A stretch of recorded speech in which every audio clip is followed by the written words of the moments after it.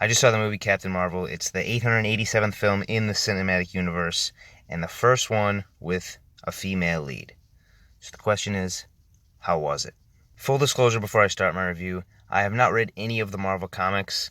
I do enjoy the films quite a bit though, so any talk of the Marvel Cinematic Universe in this review is solely related to the films. So Captain Marvel slash Carol Danvers slash Vers is played by Brie Larson in this movie, and I really like Brie Larson. I think she's an excellent actress. She's done a lot of good work in the past. However, it's sad for me to say I felt like I was kind of let down by her performance. She wasn't terrible in this movie, but I felt like a number of different actresses could have played the role, and they likely would have done it better. Like when I think of Emily Blunt, I think Emily Blunt might have been a better pick to play Captain Marvel. They chose Brie Larson, and I was very underwhelmed.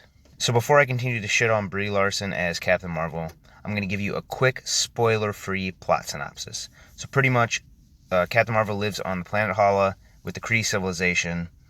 The Krees are at war with the Skrulls. Captain Marvel ends up getting captured by the Skrulls. She winds up on Earth. She runs into Nick Fury. Now they're going to team up. That's pretty much the gist of it. Now, what I did like about this movie is the chemistry between Captain Marvel and Nick Fury. Samuel L. Jackson does a really good job in this film. He's got a lot of good humor, and he looks really young, so that's just a testament to the technology and where we've come.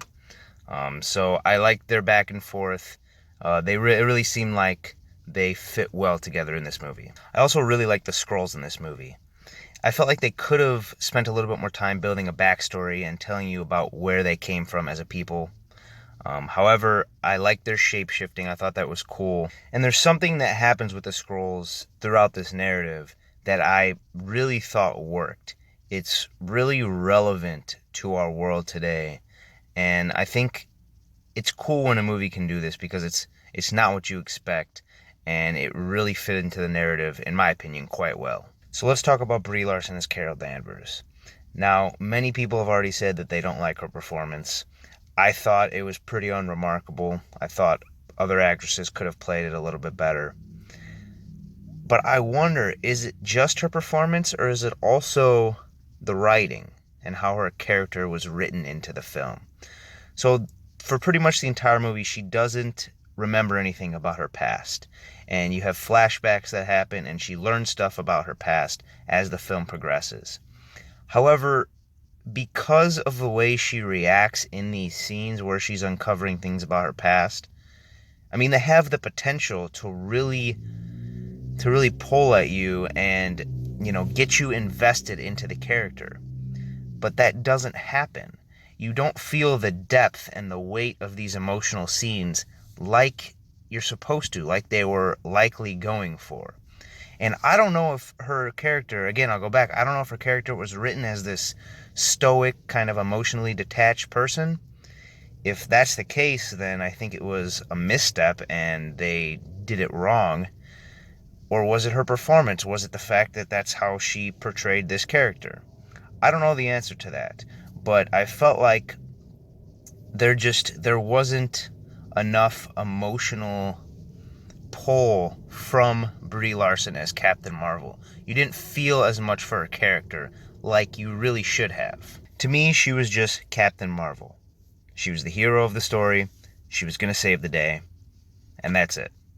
As a human being with real life issues, who went through stuff in the past, who's going to try and figure out what happened to her, I wasn't all that invested in that.